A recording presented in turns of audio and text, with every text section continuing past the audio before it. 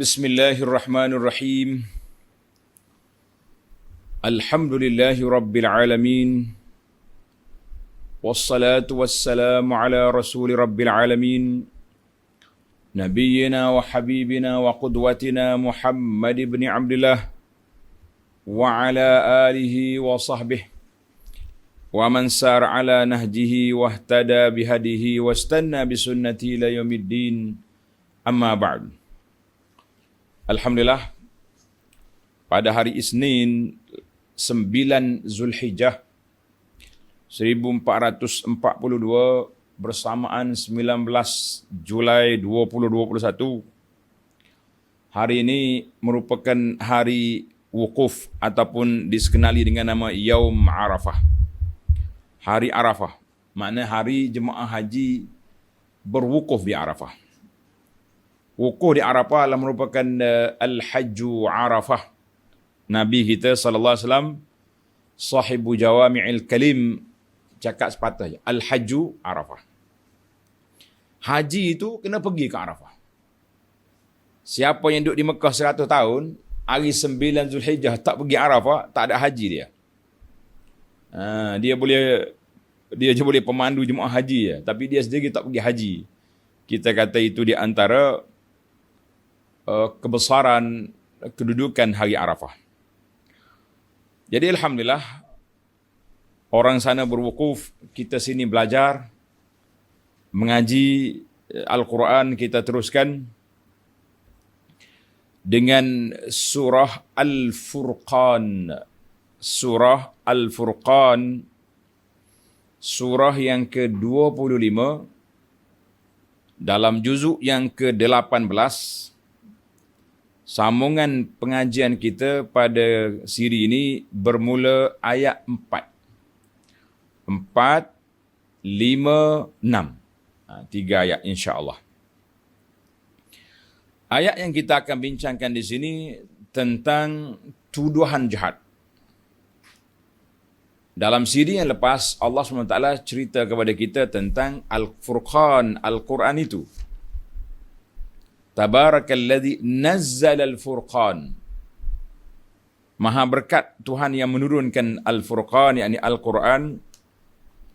Disebutnya fungsi Al-Quran, maka dalam ayat ini merupakan bantahan daripada puak-puak kafir yang tidak percaya kepada Al-Quran. Mereka menimbulkan syubhat, keraguan yang tidak boleh diterima dengan dua tuduhan. Ayat 4, tuduhan pertama. Ayat 5, tuduhan yang kedua. Dan ayat 6, Allah balas balik ke atas tuduhan jahat dan tuduhan bodoh yang dilakukan oleh puak-puak musyrikin terhadap Al-Quran dan juga kepada Nabi sallallahu alaihi wasallam. Baik para jemaah sekalian, kita baca ayat yang kita nak huraikan ini, kemudian kita pergi kepada penjelasannya insya-Allah. A'udzu billahis samii'il 'aliim minasy syaithaanir rajiim. وقال الذين كفروا إن هذا إلا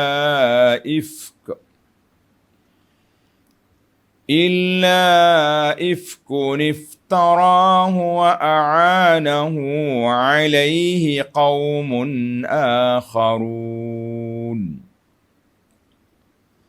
فقد جاءوا ظلما وزورا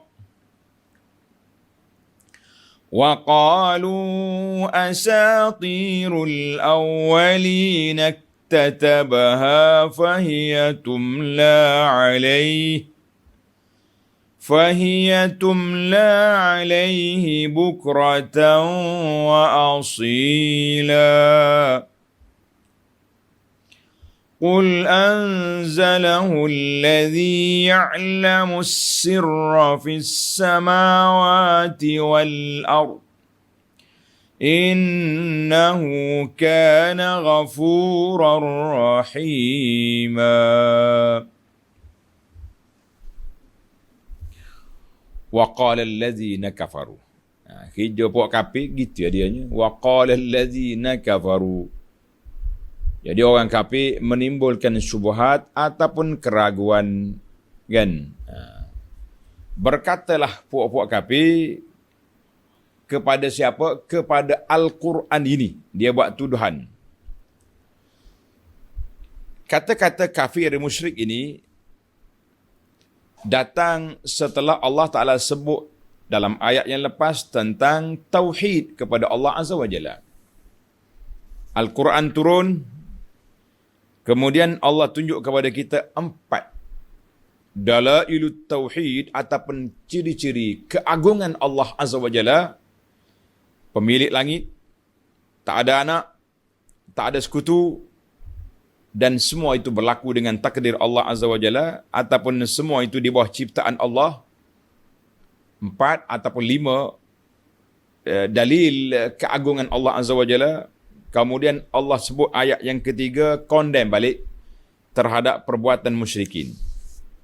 Dalam ayat kita ini, kan, dalam ayat ini pusing pula. Puak kafir dulu, kemudian dia bawa yang benarnya. Jawapan daripada Allah Azza wa Jalla kepada tuduhan jahat puak-puak kafir. Al-Quran ini itulah uslub dia, uslub nak mematangkan fikiran, mencelikkan mata, mencerahkan dada orang-orang yang menentang. Allah suruh fikir. Orang-orang yang sudah terima, Allah suruh kita berzikir. Supaya kita ingat kepada Allah Azza wa Jalla sentiasa. Bagi yang belum berislam, kamu fikir. Tengok ayat-ayat yang aku tunjuk kepada kamu ini, perhatikan.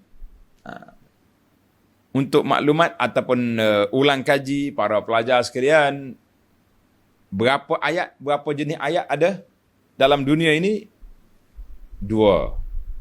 Ayatun maqru'ah, ayat yang dibaca. Itu yang pertama. Yang kedua, ayatun manzuratun, ayat yang dilihat. Ataupun ayatun musyahadatun, yang dapat kita saksikan dengan mata kepala kita. Kita ada 2 ayat. Dua-dua ni diguna pakai. Bagi orang beriman, dua-dua sekali. Tapi bagi kafir, dia tak berapa nak terima lah ayat makru'ah tu. Sebab bagi dia ni, Quran. Macam mana kami mahu terima? Persepsi dia. Tanggapan mereka yang kafir terhadap Al-Quran, ini tanggapan mereka. Apa dia kata? Tuan-tuan tengok. Ini dipanggil syubhat yang pertama. Syubhat dalam bahasa kita, keraguan ataupun nak menolak Quran itu sebagai hujah. Kenapa mereka tak nak terima Quran? Ini sebab. Wa qala allazina kafaru, berkatalah puak-puak kafir. Apa dia kata? In haza illa ifkun. Ma hadzal Quran. Tidak ada Quran ini illa ifkun, ay kazibun. Satu pembohongan. Suatu pendustaan. Iftarahu ikhtalaqahu Muhammad. Kita kata sallallahu alaihi wasallam, yang direka, yang dicipta oleh Muhammad. Oh, dia kata Muhammad ni boleh reka Quran. Boleh cipta Quran. Bukan mari daripada Allah, dia buat-buat sendiri. Ini di antara sebab. Para jemaah, di antara sebab. Rahsia, kenapa Nabi SAW, Allah tak benarkan dia menulis dan membaca. Kalau Nabi ni ulak buku, bahasa kita lah, kita panggil ulak buku. Kerja dia asyik duk baca buku je, orang tuduh, oh, ni kaki buku. Dia teori, dia buat satu ajaran. Ni Nabi tak membaca. Membaca pun tidak, menulis pun tidak. Ma'ana biqari'in. Sewaktu dipeluk oleh malaikat, Nabi kata, ma'ana biqari'in. Aku bukannya jenis baca. Aku tak tahu membaca. Kan? Tak tahu membaca. Tidak menulis. Ni, Allah nak sekat. tuduhan jahat yang dijangka dibuat oleh puak kafir. Jadi meleset. Bahasa kita kata meleset tuduhan ini. Sebab macam mana dia kata Nabi reka? Kazibun iftarahu kazibun ikhtalaqahu Muhammad. Tak mungkin. Kalau nak reka, dia kena baca. Dia kena mengkaji. Puak-puak ajaran sesak pun, dia nak reka ajaran sesak dia ada geng dia juga. Dia ada maha guru dia. Maha guru dia tak payah mana. Tak payah pergi ngaji situ sini. Dia panggil maha guru dengan cita rasa dia. Zauq. Dia panggil zauq. Allahu Akbar. Ada seorang ustaz ni, bagus dia. Dia mengajar Quran, hadis, ajar sunnah kepada orang. Satu hari, Allah nak uji dia. Dia jumpa dengan seorang pakcik ni yang bawa ajaran pelik. Kan? Terpengaruh kawan tu, tinggal Quran dengan sunnah. Pergi cari bahlul lah, apa benda yang dia mengembara, pergi cari. Kan dulu kan bahlul ni nampak nama orang yang cerdik. Bahlul. Jadi sebab kita ni kalau kata bahlul tu orang tak apa cerdik. Baik. Allah nak tutup pintu fitnah. Maka Nabi SAW tidak diberi kebenaran ataupun tidak dijadikan membaca dan menulis. Terkenal dengan nama Al-Ummi. An-Nabi Al-Ummi. Apa dia An-Nabi Al-Ummi? Makna Nabi, kita kata sallallahu alaihi wasallam, yang tidak membaca dan tidak menulis. Ada setengah orang dia terjemah Nabi yang buta huruf. Hai. Bagi ana lah pandangan peribadi ni. Masing-masing ada pendapat berapa. Buta huruf ni makna orang tak mengaji, orang tak cerdik. Dia ni buta huruf ni. Tak tahu gapo. Orang kata tak tahu gapo. Nabi dia tidak buta huruf, cuma Allah tutup cara hidup dia tu dengan tak membaca, tidak menulis. Baik. Satu, tuduhan dalam bab Quran dikata apa? Iftarahu, ifkun, bohong, reka-rekaan. Yang kedua, dalam ayat lain surah Sad ayat 4 Allah kata wa qala allazina kafaru hadza sihrun wa qala al-kafiruna hadza sahirun kazzab. Surah Sad ayat 4 wa qala al-kafirun, berkatalah puak-puak kafir hadza sahirun kazzab. Ni ahli sihir, pembohong. Itu ya tuduhan dia, tak ada apa. Tuan-tuan dan puan-puan, kita boleh senaraikan dari awal Quran sampai akhir Quran, tuduhan kafir kepada Nabi, kepada Quran apa-apa. Yang pertama, sahir. Yang kedua, pembohong. Yang ketiga, syair, penyair. Yang keempat, apa dia ni? Majnun. Na'udzubillah. Itu ya tuduhan dia. Ini nak gimana? Sihir, bohong, gila, penyair. Orang di masalah dia ni, bila orang mari haji Mekah, dia tunggu tepi jalan. Tuan-tuan, puan-puan, selamat datang ke Mekah. Hati-hati, di Mekah ada seorang pemuda nama Muhammad. Jangan dekati dia. Dia ni tak betul. Kita ni kalau terlalu kuat sangat diayah, kuat sangat promosi, provokasi, orang cari. Nak tengok apa Muhammad ni? Apa yang dia buat sebenarnya? Apa masalah dia dengan orang kampung dia ni? Sampai setiap pintu masuk ke Mekah ni, ada je penunggu-penunggu cyber trooper Quraisy duk tunggu itu. Hati-hati, hati-hati. Jadi orang dengar pun berhati-hati, nak cari juga apa yang hati-hati tu. Masya Allah, bila dia jumpa Nabi, lain macam pula. Kita kenal orang gila bukan macam ni. Nabi dengan cantiknya, tuan pencomel, pakaian kemas, bercakap tertib, bahasa yang sangat tinggi. Sastrawan Arab bila dengar Nabi bercakap, bahasa yang digunakan oleh Nabi selalu kagum, terpegun, kata orang. Sebab itulah kita ni tak boleh diayah sangat kepada benda-benda yang ajaran sesat ni. Nanti orang cari. Maka bila sampai Mekah dia cari. Yang kedua, hikmah Allah Ta'ala tutup pintu Nabi SAW tidak mengembara. Tak banyak dia travel.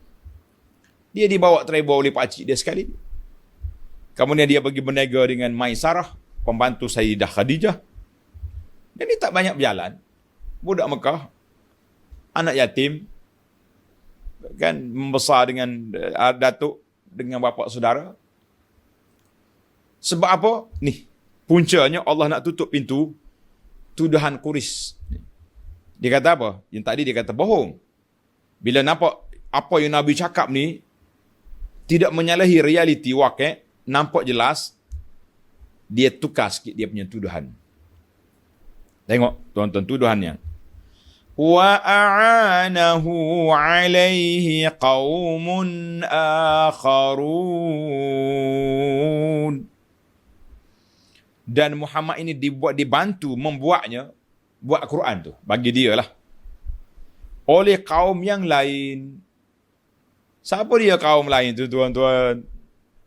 Ay wa a'ana Muhammadan ala ikhtilaqi hadzal unasun zawu qudratin wa kifayatin min ghairi qaumihi.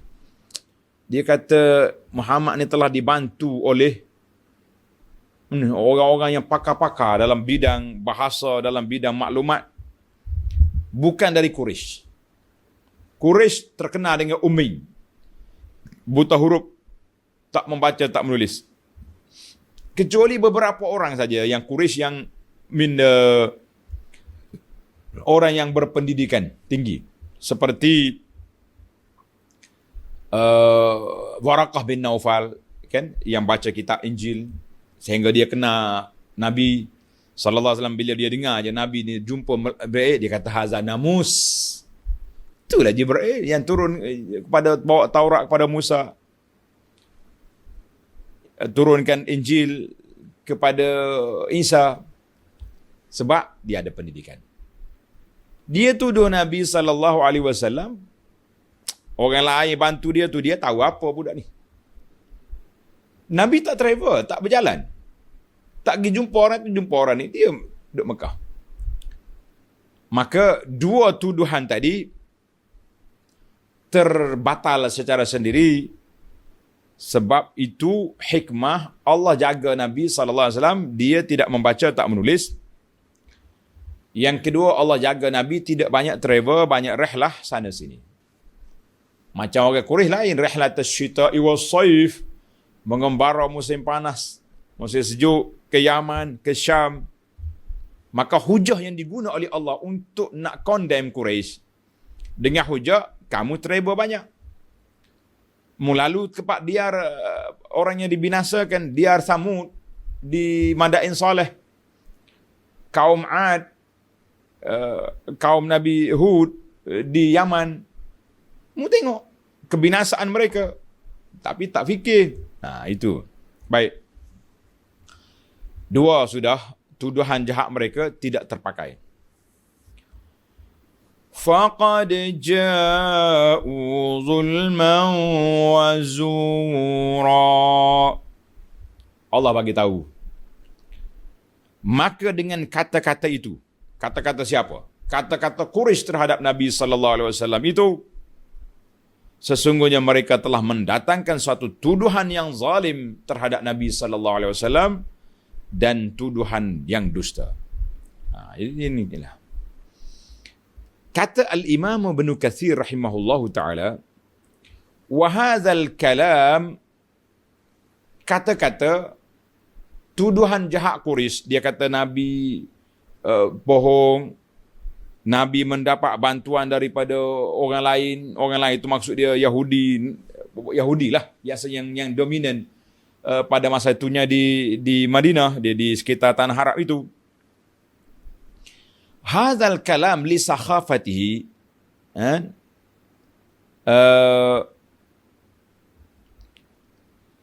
tuduhan ini nampak tak cerdik sangat.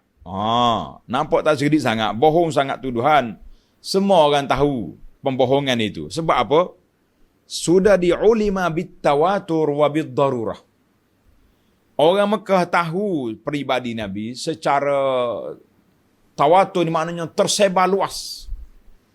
Darurat mana diketahui oleh umum. anna Muhammadan sallallahu alaihi wasallam lam yakun yu'ani syai'an minal kitabah. Nabi tak menulis. La fi awwali umrihi wa la fi akhirih. Di awal kanak-kanak pun tak ada pendidikan, kanak-kanak pun tak pergi sekolah Nabi. Setelah dia jadi Nabi, dia tak buka pula universiti, tempat pengajian.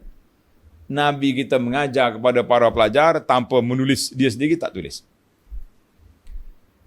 Maka Nabi SAW telah membesar di kalangan Quraisy daripada dia lahir sampailah umur dia 40 tahun. Quraisy kenal semua ke mana Nabi kita pergi, ke mana hala tuju dia. Benarnya sifat Nabi, amanahnya dia, baik orangnya. Dia tak pernah terlibat dengan benda-benda yang jahat, sama ada jahat dari sudut kejahatan masyarakat ataupun fujur, melakukan benda-benda maksiat dari sudut akhlak yang tidak baik, tak ada. Mereka telah menggelarkan Nabi sallallahu alaihi wasallam daripada kecil sampai ke Nabi kita besar dengan gelaran Al-Amin. Al-Amin. Bila jawatan Amin itu telah ditarik, apabila Nabi kita isytihar, aku terima wahyu daripada Allah, ketika itu dari Al-Amin telah bertukar kepada sahirun, syairun, majnun, kazab.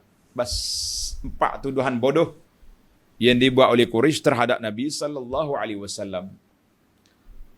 Sukar juga kita ni para jemaah, orang yang dari kecil sampai dari remaja sampai muda, ketika berlakunya runtuhan Kaabah, runtuh, rusak, Quraisy bina balik. Quraisy bina semula Kaabah. Tuan-tuan baca dalam buku saya ni. Makkah Al-Mukarramah ni ada cerita pembinaan terakhir Kaabah Quraisy. Waktu tu umur Nabi SAW umur 35 tahun. Ketika berlaku perbalahan, siapa yang layak untuk pasang balik Hajarul Aswad? Nak pasang balik Hajarul Aswad. Masing-masing mendakwa kabilah ni berhak, kami yang keluar bajet banyak, kami yang macam-macam lah kan. Macam-macam. Biasalah ahli-ahli politik ni zaman dulu pun begitu je. Masing-masing nak cari apa? Cari nama, cari glamour, cari kedudukan. Sekarang ni melarak pula sebahagian daripada pendakwah, NGO kebajikan juga berebut. Masing-masing nak tayang kebaikan yang kita buat, ini juga masalah. Berebut. Berkelahi buat Quraisy. Siapa yang layak pasang Hajar Aswad? Gini kita tunggu pagi besok. Tunggu esok. Siapa yang keluar, yang mula-mula masuk pintu Bani Syaibah, masuk ikut ni nak pergi Kaabah, dialah yang kita lantik, dialah yang akan pasang Hajar Aswad. Takdir Allah SWT yang masuk ikut pintu ni siapa? Muhammad bin Abdullah Al-Amin. Bila dia tengok Nabi masuk, Amin kata apa? Quraisy kata apa? Ja'al Amin radina. Amin, Al-Amin sudah datang, kami reda. Habis. Nabi kita mari dekat Kaabah. Mari semua wakil-wakil Quraisy. Berapa orang wakil? Ambil kain, letak Hajar Aswad atas kain, angkat semua. Akak usul bagi siapa dekat Kaabah, Nabi dengan tangan mulia ambil pasang. Selesai. Semua ketua-ketua kabilah menyertai pemasangan semula Hajar Aswad. Hilanglah kelahi. Ni bagai kabilah ni kabilah. Nabi kita dengan kebijaksanaan dia.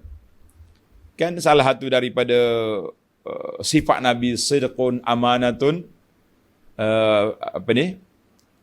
fitnah. Fatanah. Siddiq, amanah, tabligh, fatanah. Kan? Fatanah. Cerdik. Nabi kata, kenapa nak kelahi? Mari-mari semua. Kita angkat. Masya Allah Al-Amin. Sampai umur 35 tahun, masih lagi Al-Amin.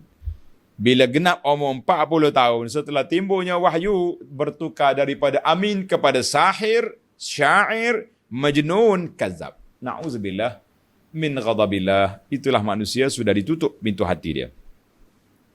Baik, itu syubhat yang pertama tentang Al-Quran. Kita pergi pula kepada uh, tuduhan yang kedua. Tengok ayat yang kelima. وَقَالُوا أَسَاطِيرُ الْأَوَّلِينَ اكْتَتَبَهَا. Dan mereka berkata lagi, وَقَالَ الْكُفَّارِ. Quran ni dahlah Nabi kita bohong, minta bantuan orang suruh buat, isi dia pula, isi kandungan pula. Tadi kita condemn seluruh ini, andainya Quran tu ada, tapi dia punya isinya macam mana? Al-Quran itu adalah cerita-cerita dongeng orang-orang dahulu kala je. Asatir, dia panggil usturah. Usturah ni cerita dongeng. Mitos. Itu je yang dia ada kan. Ibaratun an akazibil umamil awwalin wa qasasihimul musattarati fi kutubihim. Cerita dalam Quran ni dongeng-dongeng orang dulu ya. Cerita Kalilah wa Dimnah. Cerita cerita itu yang dia kata iktatabaha ay istansakhaha minhu Muhammadun. Kita kata sallallahu alaihi wasallam diminta oleh Muhammad supaya dituliskan kepadanya. Dia tahu Nabi tak menulis, sebab tu dia tak kata Nabi iktatabaha Muhammadun lah, dia kata iktataba istansakhaha Muhammadun. Muhammad ni iktataba al-ifti'al huna yajuz an yakun makna amara bi kitabatiha. Nabi Muhammad suruh orang tulis kepada dia. Dia tak boleh juga nak langgar fakta. Kalau langgar fakta nampak tak cerdik sangat. Kita ni kata orang kalau nak bodoh tu biarlah berpada-pada, jangan bodoh teruk sangat kan. Ini bahasa pendakwah ni kadang-kadang sentak juga dia kata. Dia kata bodoh tu tak payah beli. Tapi janganlah nampak sangat kita tu bodoh. Jadi buat kafir pun dia nak bodoh, nak tuduh Nabi ni, dia pun fikir juga kalau dia kata Nabi tulis, menyalahi fakta. Nabi tak menulis. Bagaimana kamu tuduh dia menulis? Dia kata iktatabaha, apa iktatabaha ay talaba minal nas an yaktub lah. Dia minta orang supaya tulis. Ini termasuk dalam rekaan-rekaan lah yang pentingnya. Yang dia kata Nabi tak menulis, tak membaca, maka dia cari orang lain suruh tulis. Siapa dia? Siapa yang Nabi minta? Buktikan. Kita minta bukti. Kalau kamu tuduh Nabi SAW ini meminta orang lain supaya tulis, nyatakan nama siapa proksi yang menjadi penulis cerita Quran. Siapa? Man? Ada siapa? Sahabat-sahabat ada yang menulis, tulis Quran tu di kayu, di batu, di belulang. Tapi dia tulis benda wahyu sudah turun. Bukannya baru reka nak tulis-tulis, ajarkan Nabi suruh pergi baca. Lah, Nabi baca dulu, kemudian dituliskan oleh para sahabat. Sebab tu di awal Islam tidak dibenarkan menulis hadis. Sahabat tulis Quran dia. Hadis tidak, takut bercampur.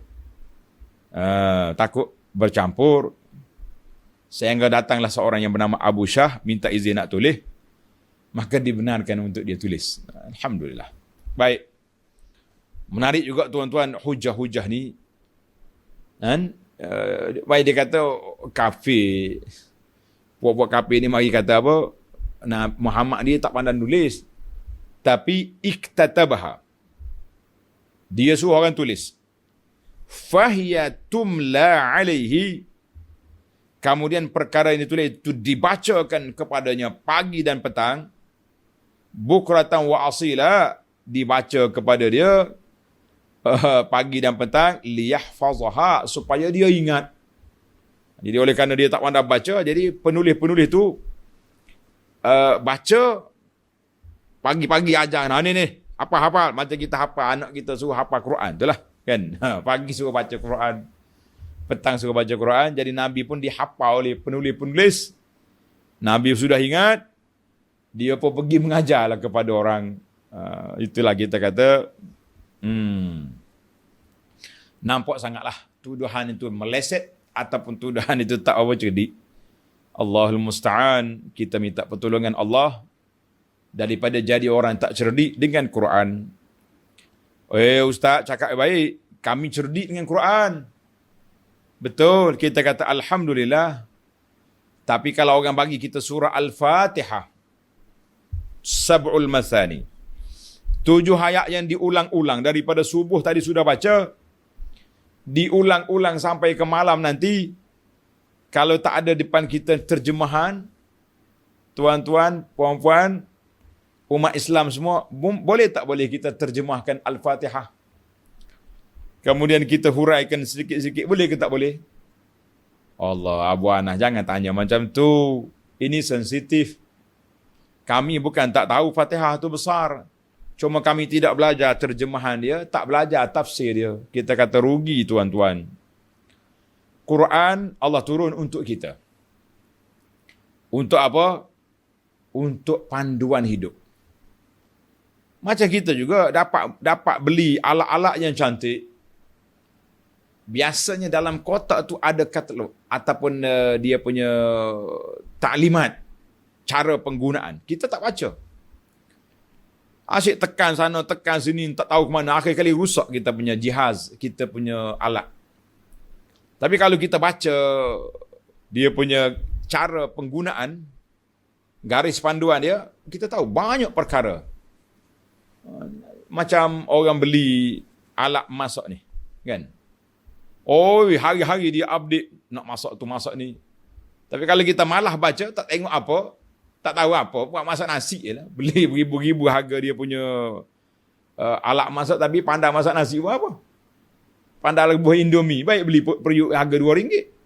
Itu contoh. Makna Quran ini kitab hidayah. Kitab petunjuk. Allah turun khas untuk menjadi pimpinan kepada kita, panduan hidup kita. Tiba-tiba kita tak belajar.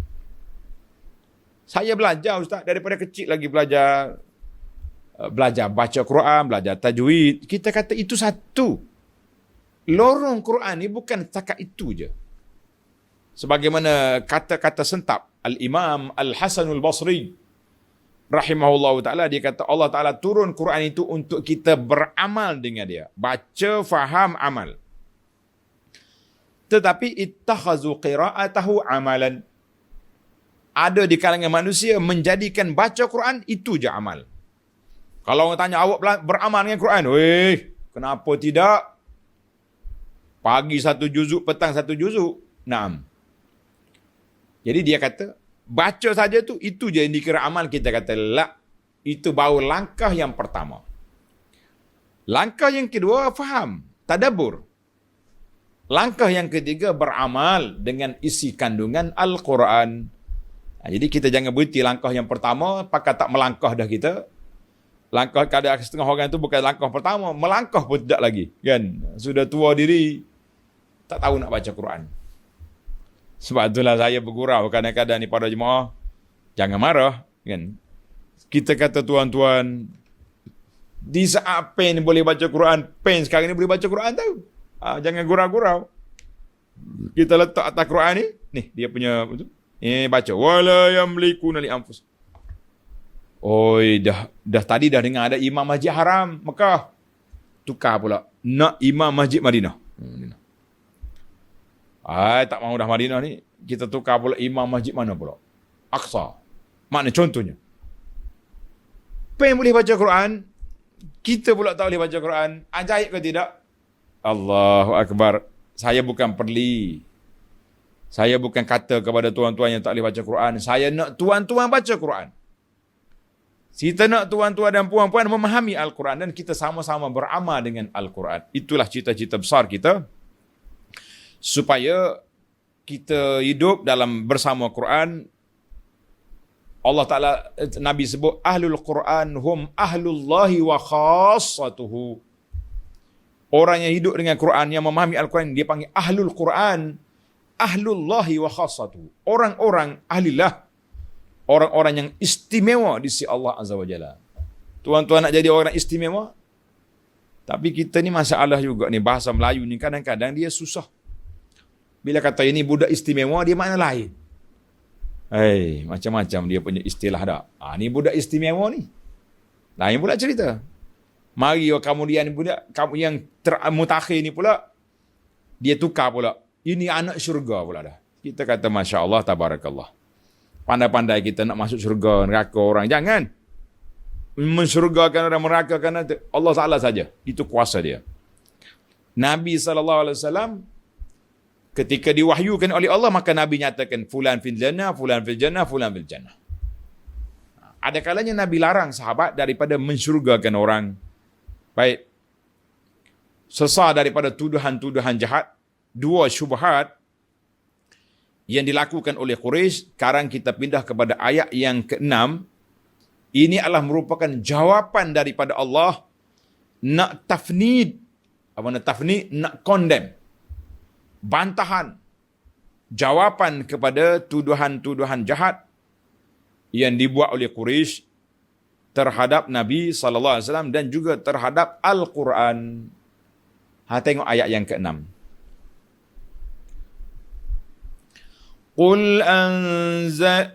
قل أنزله الذي يعلم السر في السماوات والأرض. قل, katakanlah ya Muhammad sallallahu alaihi wasallam. Kata sallallahu alaihi wasallam, Al-Quran itu diturunkan oleh Allah. Jangan kata aku reka, aku cipta, aku minta orang suruh tulis. Teori sana tu, teori sini. La. Siapa yang menurunkan Al-Quran? Allah. Yang mengandungi Allah yang mengetahui segala rahsia langit dan bumi. Ya'lamu sirra fis samawati wal ard. Allah Ta'ala tahu semuanya, langit dengan yang bumi. Tuhan tahu semua. Jadi, apa yang kita nak buat, oleh kerana Quran ini mari daripada Allah, yang mengetahui segala perkara. Apa dia perkara tu? Tanda ni pelajar-pelajar. Al-akhbar kal-ikhbar bil umuril madiyati wal mustaqbalah. Dalam Quran ada cerita umat dulu, naba'u man qablana. Naba' man qablana, cerita orang dulu. Kalau tuan-tuan nak undur berapa ribu tahun ke belakang, baca Quran. Bermula dari kejadian langit dengan bumi. Penciptaan Adam AS. Adam keluar dari syurga. Mari pula Nabi Nuh dengan kaum dia. Tenggelam habis Nabi Nuh. Mari pula Nabi Hud. Nabi Saleh dengan untanya. Mari Nabi Ibrahim dengan berlawan dengan Namrus. Mari Nabi Lut berlawan dengan LGBT. Mari Musa lawan Fir'aun. Berapa ribu tahun kita undur ke belakang. Ya'lamus sirra fis samawati wal ard dan wal mustaqbal. Al-Quran juga menceritakan kepada kita, lepas kabur hidup, mati. Selepas mati, hidup balik. Wa ilaihin nusyur. Wa ilaihin nusyur. Pada Allah kita kembali. Lengkap Al-Quran.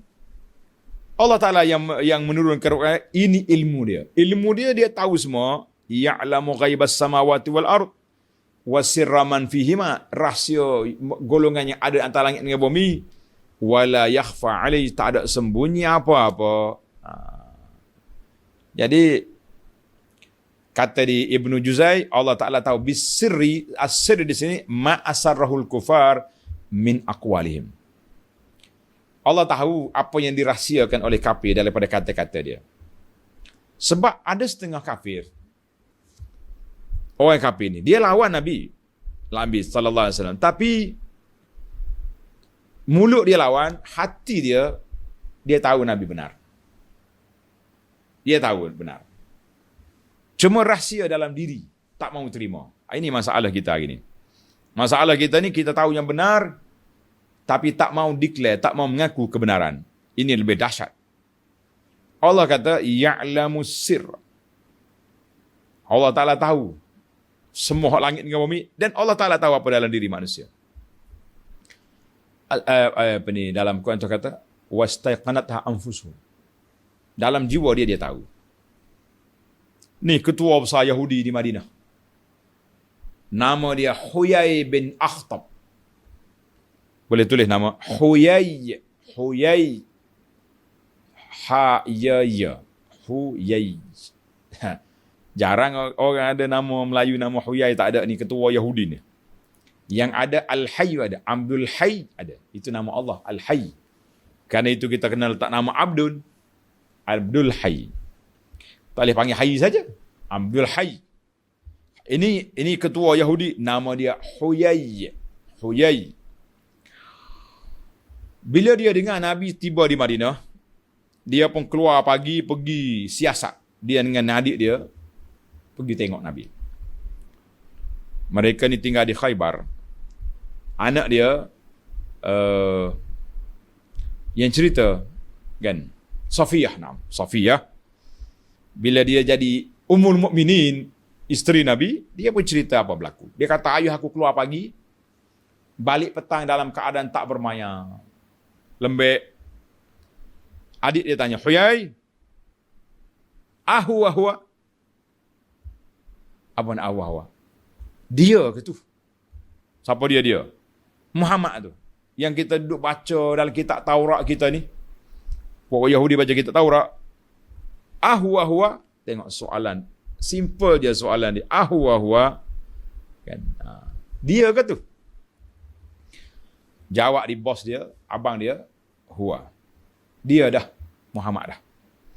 Yang kita tunggu-tunggu baca kitab Taurat sampai mengembara ke Madinah ni kerana mencari Nabi akhir zaman, huwa, dia.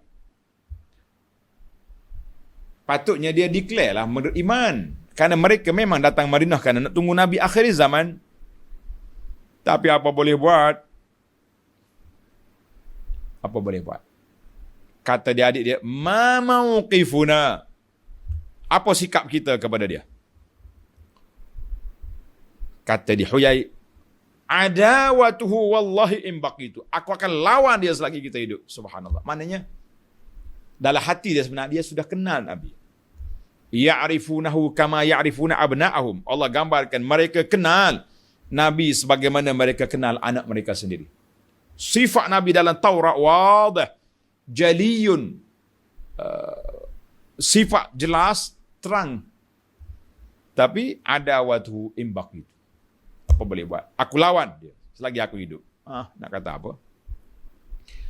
Itulah, sama ada mereka sembunyi, mereka nyatakan. Allah Ta'ala tahu semua. Maka dalam ayat ini Allah sebut kepada kita, innahu kana ghafurar rahima. Sesungguhnya adalah ia, yakni Allah, amat pengampun lagi amat mengasihani. Apa sebab rahsia? Allah sebut mari pengampun, penyayang di akhir ayat ini. Tengok nota di bawah. Nota 54, sebelah 54. Yakni golongan yang kafir musyrik itu telah melemparkan berbagai-bagai tuduhan yang tidak berasas terhadap Quran. Lalu ditegaskan oleh Allah Azza wa Jalla dalam ayat-ayat yang lalu dan ayat ini bahawa segala tuduhan yang demikian adalah dusta lagi zalim kepada Nabi SAW, kepada Al-Quran itu sendiri. Kerana Allah jualah yang menurunkan Al-Quran itu. Siapa Allah? Allah yang mengetahui segala perkara. Mu jangan kelentong lah. Betul-betul duduk tipu. Mu tahu, aku tahu belakang semua. Kan? Sepatutnya mereka disebabkan kekufurannya ditimpa azab dengan azab serta-merta. Mereka kata ke Nabi, halilintar mari selalu. Dia kata ke Nabi, mulut dia eyok lalu. Apa jadi? Tapi tak berlaku. Dia kata Nabi, dia tuduh Nabi, dia pukul Nabi, dia terajang Nabi tengah solat, mari campak salah jazur, isi kakah dalam muntah atas kepala Nabi sallallahu alaihi wasallam. Tak ada juga tangan dia lumpuh ke? Tak. Sebab apa? Sebab mereka diberi tempoh. Inilah yang dikatakan rahmatan lil alamin. Nabi kita diberi jawatan oleh Allah pembawa rahmat kepada seluruh alam. Penentangnya pun mendapat rahmat. Sebab diberi tempoh yang betul-betul ikut Nabi lagilah rahmat. Sebab mereka ini ikut Rasulullah sallallahu alaihi wasallam diberi tempoh supaya mereka insaf dan bertaubat. Lish. Saya banyak sebut lish lish. Ada orang duk tanya di atas WhatsApp, apa gak makna lish ni ustaz? Lish ni dalam bahasa Arab dengan makna li ayyi syai'in. Lish makna ringkasan kepada li ayyi syai'in, kenapa? Itu maksudnya lish makna kenapa. Orang kata lish apa? Nanti kita cakap sama-sama kita lish apa. Sedap kata bahasa. Lish kenapa Allah Subhanahu Wa Taala tidak ambil tindakan? Kerana Nabi kita rahmatan lil alamin, rahmat kepada alam, sehingga diberi tempoh, mereka diberi ruang masa untuk bertaubat dan kembali semula ke jalan yang benar. Baik para jemaah sekalian, Nabi kita ke Taif. Apa orang Taif buat ke Nabi sallallahu alaihi wasallam? Tuan-tuan ingat ke tak ingat? Orang Taif buat apa ke Nabi? Mendustakan ajaran Nabi, lontar lagi dengan batu. Nabi kita pulang dari Taif didatangi oleh malaikat Malakul Jibal, ketua eksekutif yang jaga bukit atas dunia ni. Dia kata apa? Ya Muhammad sallallahu alaihi wasallam, nak minta izin nak ambil 2 bukit besar Akhshabai di Mekah, nak pergi campur atas kepala Saqif di Taif. Boleh? Kalau tuan-tuan lah saya rasa marah pula ke malaikat. 2 bukit je. Bukit kan banyak, ambil je campur. Nabi rahmatan lil alamin kata apa? La. Bal arju an yukhrijallahu min aslabihim man ya'budullah. Kalau yang ada sekarang ini tak terima dakwah aku, kan? Yang ada sekarang ini tak terima dakwah aku mengharapkan akan keluar zuriat dari keturunan mereka yang beriman kepada Allah Azza wa Jalla. Kata-kata ini Nabi kata waktu pergi ke Taif, sebelum Isra' Mi'raj. Kita tahu yang ke-10 kenabian. 10 tahun kemudian, ataupun berapa tahun? Tahun yang ke-8 Nabi kita berhijrah, tahun yang ke-8 hijrah, ini sekitar 10 tahun. Nabi ambil Mekah, pergi serang Hawazin, pergi ke Taif. Selepas daripada itu, ahli Taif berduyun-duyun masuk Islam. Kita kata asyara sinin, hanya 10 tahun, Allah bagi tempoh kepada Nabi SAW dengan tidak berdoa kebinasaan kepada Saqif, mereka berduyun-duyun masuk Islam. Orang Mekah halau keluar Nabi SAW. Keluarlah Nabi ke Madinah. Kan? Keluarlah ke Nabi ke Madinah. Berapa tahun?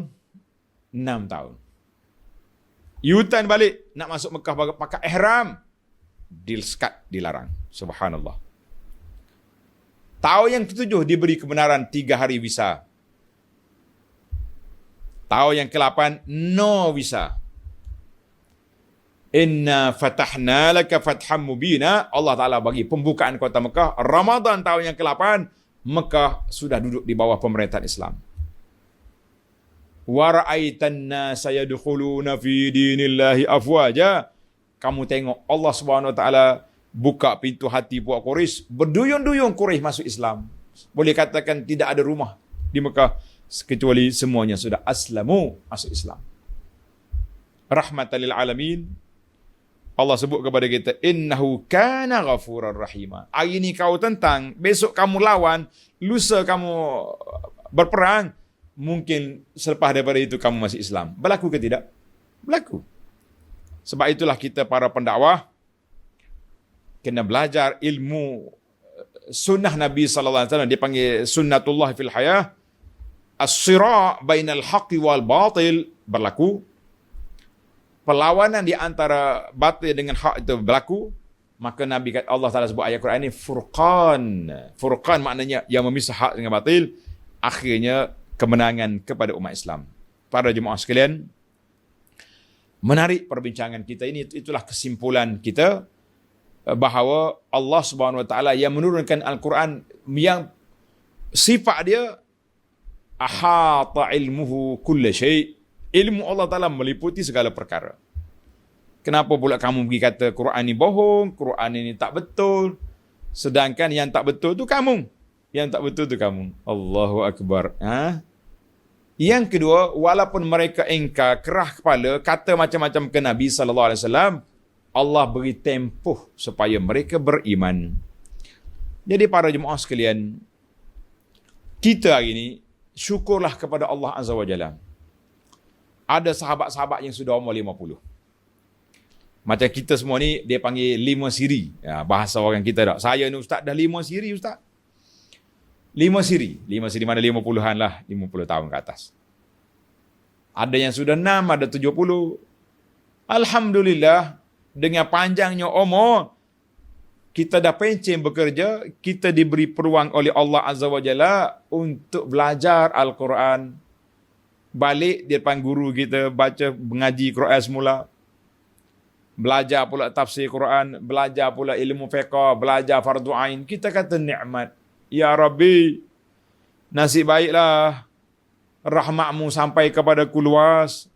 Daripada aku lara zaman muda dulu tak sempat nak belajar, tak sempat nak mengaji.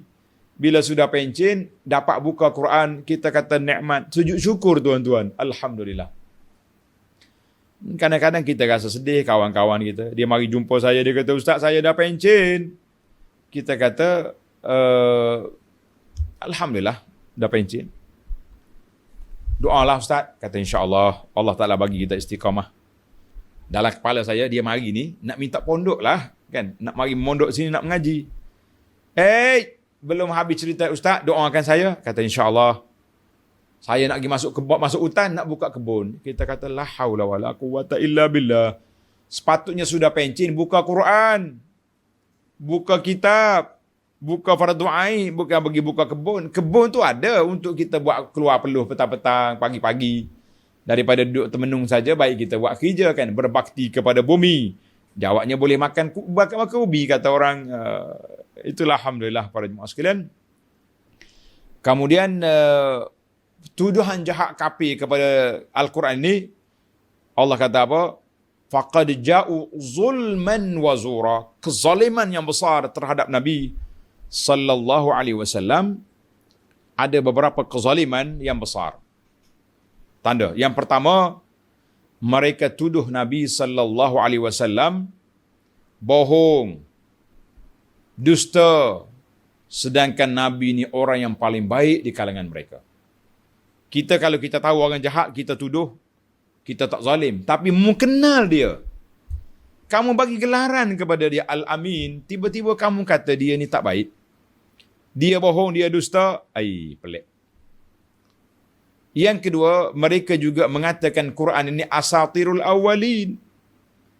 Dongeng-dongeng orang dulu je. Sedangkan dia tahu Al-Quran itu turun daripada Allah yang maha bijaksana, yang ilamus sirra wa akhfa. Semua Tuhan tahu yang zahir, yang batinnya. Maka ini satu kezaliman yang kedua. Kezaliman mereka dulu mula-mula kepada Nabi, kemudian kepada Allah Azza wa Jalla. Allahu Akbar. Yang ketiga, mereka sudah cuba untuk nak mengatasi Quran. Cuba nak buat juga Quran, tapi mereka tak mampu. Maka dia jadi kezaliman yang ketiga, mereka tidak mengaku kelemahan diri. Ingat baik. Kita ni kalau kita tahu kita lemah, mengaku je lemah. Tapi nak tunjuk kuat lagi, itu jadi masalah kan. Baiklah. Yang kelima, yang keempat, kezaliman yang keempat, dia kenal Nabi SAW daripada kecil. Tapi sampai hati mereka buat tuduhan macam-macam ke Nabi. Zalim, itu gila, syair. Maka ini di antara iddatu mazalim, azaim, 4 perkara kezaliman yang dibuat oleh Quraisy terhadap Nabi dan Al-Quran, bahkan kepada Allah Azza wa Jalla. Baiklah para jemaah sekalian, insya-Allah kita akan sambung lagi perbincangan kita dalam ayat yang ke-7 dalam siri yang akan datang, masih lagi dengan tuduhan-tuduhan kafir terhadap para nabi. Tadi tuduhan Nabi Quran, ini dia pergi kepada Nabi pula. InsyaAllah dalam siri akan datang. Subhanakallahumma wa bihamdika. Ashhadu an la ilaha illa anta astaghfiruka wa atubu ilaik.